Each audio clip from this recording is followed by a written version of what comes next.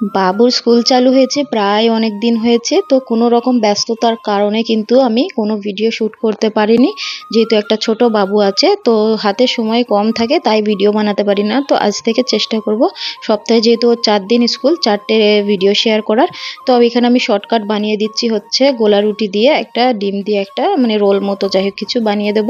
তো এই নাস্তাটা কালারফুল দেখতেও হয়, সেরকম বাচ্চারা খেয়েও নেয়। প্রথমে ময়দাটাকে নুন দিয়ে অল্প অল্প পানি দিয়ে একটা ঘনত্ব ব্যাটার তৈরি করে নিয়েছি। তারপরে এইভাবে তেলের মধ্যে দিয়ে একটা রুটি মতো তৈরি করে নিয়ে একটা সাইডে তুলে রেখে দেবো। তারপর ওই যে গাজর, পেঁয়াজ, কাঁচা লঙ্কা অল্প দিয়েছিলাম, আর ডিম দিয়ে যে আমরা অমলেটটা তৈরি করেছি সেটা তেলের মধ্যে দিয়ে দেবো। দিয়ে তারপরে ওপর থেকে আমরা ওই যে গোলা রুটিটা দিয়ে দেবো। তারপরে উল্টে পাল্টে এটাকে ভেজে নেব। গাজর দেওয়াতে যেমন কালারফুল হয়েছে, তেমন কিন্তু এটা হেলদি।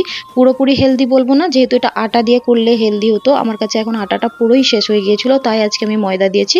আপনারা চাইলে কিন্তু আটা দিয়ে দিতে পারেন। আর দিয়ে দিলাম কিছু ফ্রুটস। তো ছোট কন্টেনারটা অনেক ছোট বলে তাই ফ্রুটসগুলো বেশি দিতে পারলাম না। তো এইরকম টিফিন বক্সের রেসিপি দেখতে চাইলে আমাকে অবশ্যই ফলো